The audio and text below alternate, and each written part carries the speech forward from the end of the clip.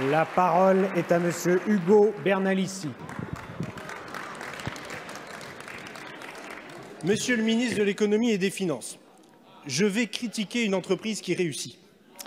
Plus d'1,7 milliard d'euros de dividendes versés aux actionnaires, cela semble être un bon critère jupitérien de la réussite.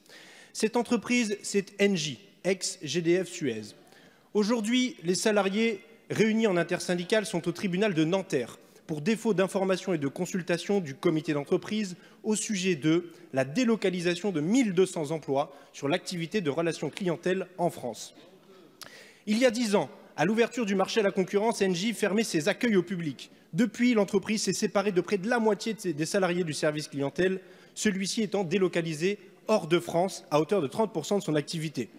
Désormais, c'est depuis l'étranger qu'on vous informe de cette mission de service public, un comble.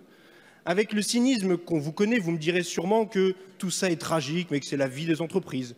Sauf que pendant qu'Engie supprime des emplois et délocalise pour un gain espéré d'environ 3,6 millions d'euros, c'est en même temps 70 millions de CICE empochés en 2014 et 100 millions en 2015, ainsi que les années suivantes, sans engagement ni contrepartie pour favoriser l'emploi en France. Et pourtant, l'actionnaire majoritaire n'est autre que l'État. Mais l'État ne fait rien, pire, il encourage. En baissant sa recette fiscale au profit de l'entreprise et en versant des dividendes en tant qu'actionnaire, l'État délocalise et pratique l'optimisation fiscale, notamment au Luxembourg, au détriment de l'emploi. Ce problème peut être résolu, d'autant que notre président connaît bien les dirigeants d'Engie. Gérard Mestralet, l'actuel président d'Engie, s'est empressé d'indiquer que Jupiter représentait un véritable espoir pour les entreprises comme Engie, tandis que Isabelle Kocher, actuelle directrice générale du groupe, a accompagné le président Macron dans son avion présidentiel pour son allocution à l'ONU.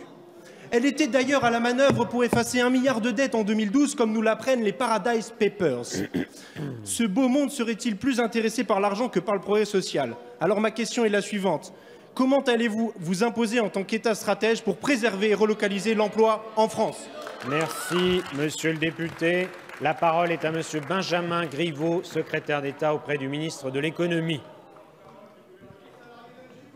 Merci, Monsieur le Président, Monsieur le député Bernalicis. La surprise aurait été que vous vous félicitiez quand une entreprise réussit et va bien. Malheureusement, vous n'êtes jamais à ce rendez-vous. Les organisations syndicales d'Engie dénoncent, et vous le savez, un mouvement de sous-traitance du service client et de la télévente à l'étranger qui menacerait des emplois au sein du groupe Engie en France. Nous avons été contactés par les organisations syndicales à ce sujet et nous le suivons avec la plus grande attention, loin des caricatures. Dans ce contexte, la société nous a informé que certains de ses prestataires de services de télévente lui ont signalé leur intention de faire évoluer leur offre de sous-traitance. Engie nous a également indiqué qu'il n'était pas prévu de modifier le périmètre des emplois téléphoniques au sein de l'unité chargée de la relation client d'Engie en France. Ces emplois seront donc maintenus. Nous serons à l'évidence extrêmement attentifs, en lien avec les représentants du personnel, à l'évolution de cette situation dans un contexte très particulier pour le groupe Engie, vous le savez.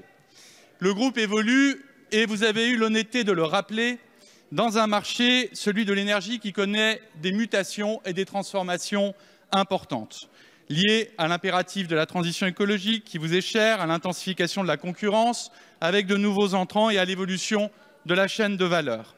Engie met en œuvre, dans ce cadre-là, et pour y répondre, un plan de transformation ambitieux depuis le début de l'année 2016. L'État, présent au conseil d'administration d'Engie, suit avec attention la réalisation de ce plan de transformation et se tiendra toujours à l'écoute des représentants du personnel et des élus de ces territoires qui sont les bienvenus à mon cabinet. Merci, Monsieur le ministre. La séance